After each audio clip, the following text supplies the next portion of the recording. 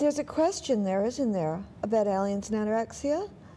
And I think maybe the question is about going back to your use of the word subjectivity. Yes. And how books get written. You know, for me, I'm never comfortable with this idea of memoir, you know, to describe my writing, because memoir would imply that, like, my story is the thing that occupies me the most, when really it isn't, because, you know, I've always been such a reader, and Simone Weil's story is as real to me as my own. And, you know, reading philosophy, reading theory, reading literature is such a large part of, like, how I live and breathe and what makes up my daily life and experience. So when I write the book, it becomes like a channeling of all this shit. You know, it's like it's passing through my body, you know? And consequently, that book, it was written in real time, you know, and there's a big difference. I Love Dick also was written in real time. You know, Dear Dick, I am sitting now up against my pillow and the moonlight is pouring in the window and I'm thinking of you. You know, we're in the present moment, and the present moment always radicalizes everything.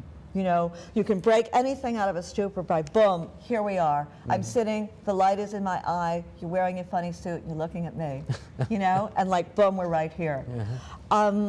So I do that in Aliens, you know, I kind of stick in the present tense, I stay in real time. So as I'm studying these people, these biographies, these other lives, I'm talking about them as they're passing through me, through my body, as I'm writing the book.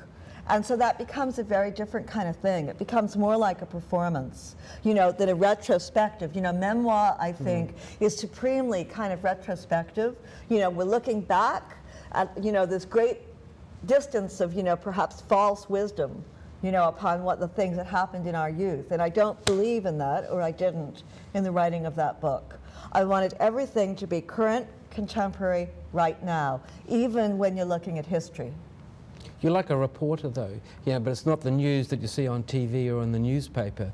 It's sometimes the more important things, you know, Paul Thek, an artist who was sort of celebrated. He left America, was shown in Europe, did these installations, was catalogued, but the work was bulky, it became inconvenient.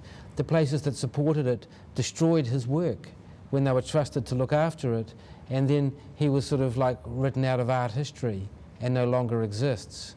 That's an important story, you know, the way that art history is constructed. Absolutely. Yeah. Absolutely. I mean, to me, that's the real story. That's the real story. Being that there's no such thing as something that's objectively great or objectively monumental or objectively worthwhile. You know, all of that occurs by consensus. What the culture believes at that moment is important, that speaks for us. And so I started to study this, and I guess I studied it more in that book, Video Green. I started to study this idea of what happens to careers, how they rise and fall, and how the whole reading of a work can change over a decade.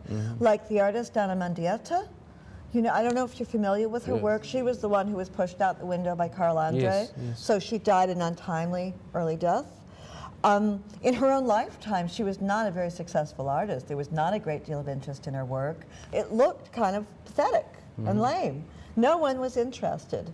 And 15 years after her death, and not really just because of the circumstances of it, but because the whole mindset changed, her work seems seminal, it seems important. You know, she has all of these people, you know, who are her followers.